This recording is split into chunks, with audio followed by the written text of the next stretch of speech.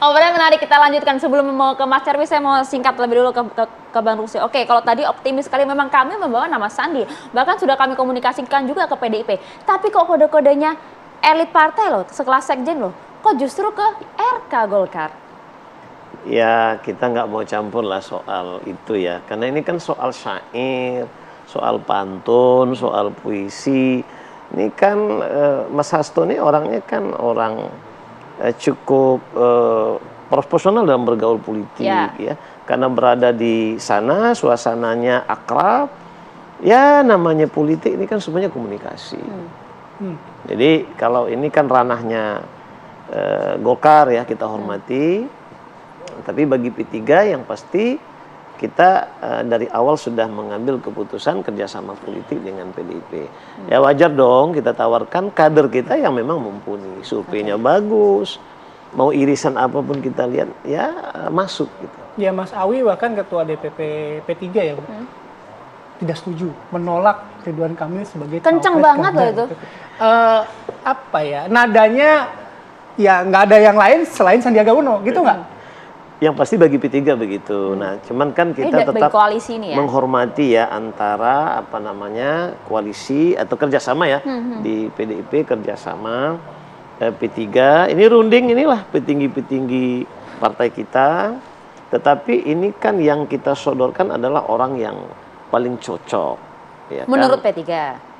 Ya bukan menurut P3 juga. Menurut kita PDIP ya enggak? Ya kan begini, PDIP ini kan partai nasionalis. Ya. Kemudian kita religius. Nah, bangsa ini harus kita pekat persaudaraannya dengan dua kekuatan ini. Kalau istilah saya, persaudaraan tidak hanya selalu diikat dengan hubungan darah. Tidak juga selalu diikat dengan persaudaraan itu satu suku, bahkan satu agama. Tapi kita harus ikat oleh satu rahim Ibu Pertiwi. Jadi kebangsaan ini dibalut oleh nuansa religius keagamaan ini memang. Oke, Mas Nyarwi, apa yang disampaikan Mas Hasto gitu, apakah itu juga mencoba mengikat satu rahim Ibu Pertiwi? Tapi kok arahnya sekarang ke Golkar gitu? Apakah ini juga masih yang dilakukan PDIP ini masih ya mapping saja lah begitu? Siapa tahu ada yang menyambut dan tes dua tuh. Ya, yang pertama begini, Bayu. Kalau itu dikatakan acara komunikasi politik ya, di sana ada komunikasi politik itu ya jelas ada kan, lewat pantun kan gitu. Tadi dengan Bang Doli, kalau resmi ya mestinya dibahas di level secara formal kan gitu. Justru karena ini menurut saya sifatnya informal. Ini kan di acara groundbreaking ya, plaza apa namanya pembangunan patung Bung Karno di situ ya. Jadi setting tempatnya atau acaranya kan itu bukan acara partai, bukan acara formal di ini juga gitu ya, kaitannya dengan partai. Sehingga itu saya lihat ini cara PDIP juga ya untuk istilahnya menyisir ya cawapres potensial. Kan kita lihat ya Bayu Maria, cawapres ini kan kalau kita lihat ya, peta elektoral capres itu kan ya fluktuasinya di angka-angka itu saja, belum banyak di data survei. Juga itu saja. Ya, masih cukup stagnan di 3 nama besar dengan angka yang Mas Prabowo sama Mas Ganjar bisa kompetitif, kemudian disusul Mas Anies kira-kira gitu. Nah, sekarang kan kemudian berusaha mencari sosok cawapres kan gitu. Nah, PDIP ini saya lihat partai yang berusaha melakukan perluasan pasar politik, basis pasar politiknya. Selain dengan cara koalisi dengan partai pendukung, tetapi juga saya lihat juga nama-nama yang memang sudah punya basis pemilih.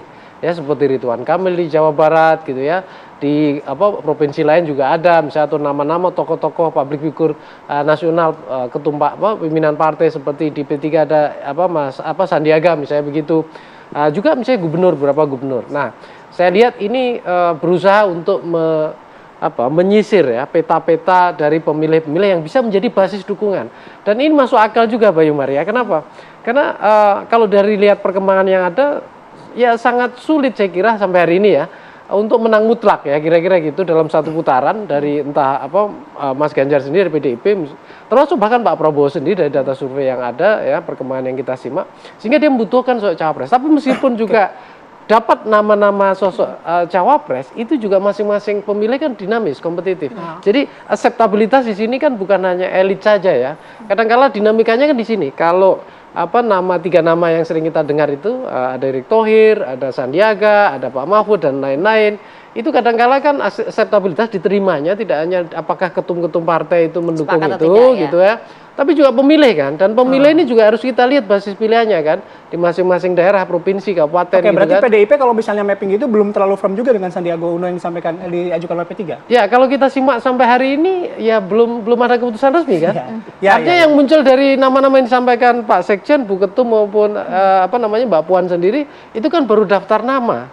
Bahkan kita belum lihat bagaimana misalnya kriteria yang digunakan untuk menyeleksi mana yang masuk daftar nomor 1 apa-apa gitu kan, belum ada. Sampai kemudian sehingga kalau kita saksikan kita akan dihadapkan ini masih ada rentang waktu 4 bulan kan sampai akhir Oktober nanti ya. gitu. November nanti. Nah, di situ saya kira masing-masing partai ini akan terus, elitnya juga ya, akan terus berkompetisi ya. Berkompetisi dalam artian positif, pengen menunjukkan bahwa ini loh figur yang dinominasikan adalah yang paling tepat. Sekaligus juga harus membuktikan di basis pemilih apakah benar bahwa cawapres yang muncul ini ketika dipasangkan itu benar-benar akan menarik ya daya elektoral yang menguntungkan sosok figur capres apa enggak. Dan itu menjadi PR besar bagi Bang Rusdi, bagi juga Bang Doli kan gitu. Saya ke Bang Rusdi kan kalau dengan apa yang disampaikan Mas Nyarwi, ya P3 kan mengajukan Sandiaga Uno, tapi kan banyak juga nama dan mungkin diajukan oleh partai lain.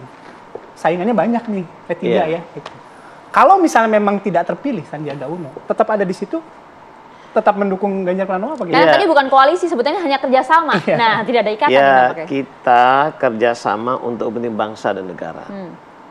Soal calon wakil presiden, tentulah sebagai partai pengusung di awal ya, istilah saya sabikul awal ini. Ini mengajukan sosok yang memang layak mumpuni, gitu lah. Soal yang lain kita hormati, gitu ya. Dan kita yakin Bu Mega orangnya bijak dan realistis. Ini kan untuk kepentingan bangsa di masa depan. Oleh karena itu kita harus bekerja, ya. Bang Sandi juga kita beri amanah baru sebagai Ketua Badan Pemenang Pemilu. Jadi sekaligus kita juga tidak hanya berpikir soal pilpres, tapi juga soal pileg. Tapi alhamdulillah ternyata survei-survei terakhir Bang Sandi juga semakin baik. Bang Rusli, artinya begini pertanyaannya, kalau memang misalnya seandainya nanti hasilnya tidak sesuai dengan harapan begitu ya, yang kemudian nama yang diusung bukan Sandi atau top 3-nya nggak ada nama Sandi nih misalnya gitu, akankah tetap berada di koalisi bersama dengan PDIP? Kita tetap istiqomah.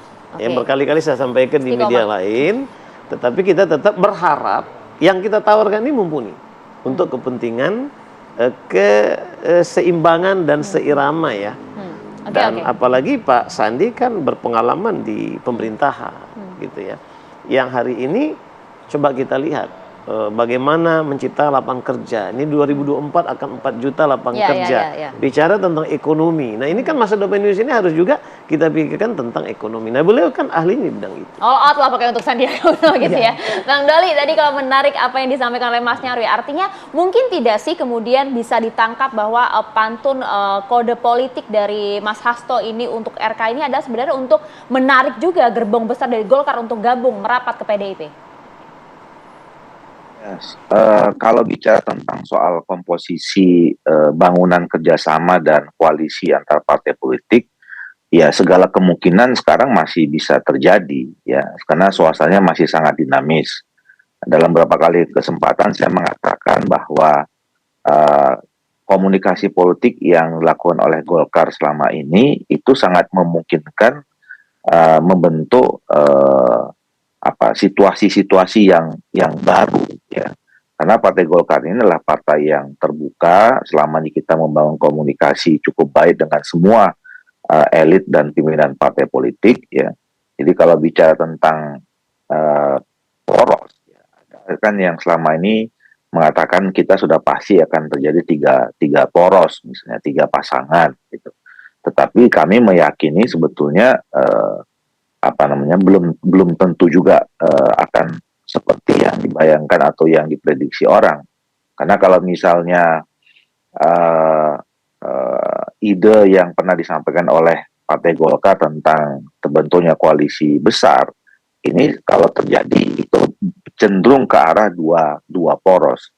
Tapi kalau kemudian situasinya yang cair selama ini belum menuju kepada pembentukan koalisi baru ya, bisa jadi terjadi 4 poros juga, ada 4 pasang gitu. Dan Golkar sangat dimungkinkan bisa membangun koalisi dengan siapa saja. Ya kami misalnya Golkar dengan Gerindra ya sebagai kekuatan nomor 2 di parlemen di pemilu 2019 kemarin, kami sangat memungkinkan bekerja sama berdua dengan Gerindra, bekerja sama berdua dengan Nasdem, juga dengan PKB juga bisa, ya dengan Demokrat bisa, kemudian dengan PKS bisa, dengan PAN juga bisa, cukup, apalagi dengan PDIP. Nah, tentu ini bisa terjadi kalau kemudian hasil dari komunikasi politik yang dibangun oleh Golkar dengan partai-partai politik itu bisa ketemu momentum dan kemudian punya visi bersama untuk bekerjasama atau bangun koalisi partai politik. Nah, jadi sebetulnya semua masih bisa terjadi seperti dulu misalnya di awal ya, tidak ada orang yang kemudian waktu itu ya ngapain ya kalau tiba-tiba KIB dibentuk, masih jauh, masih lama gitu. Tapi bisa terjadi itu waktu itu ya. Nah sama juga nanti segala kemungkinan masih bisa terjadi, dan sekarang Golkar sedang meramu ya, kemudian merajut berbagai kemungkinan-kemungkinan itu dalam sisa waktu 4-5 bulan yang akan datang sampai pendaftaran di tanggal 25 November itu. Berarti apa yang disampaikan oleh Mas Hasto kemarin ya udah tidak terlalu dianggap serius gitu ya kira-kira. Kita lanjut lagi ya, Bang Doli, Mas Nyarwi, Bang Rusli sesaat lagi di Apa Kabar Indonesia Pagi.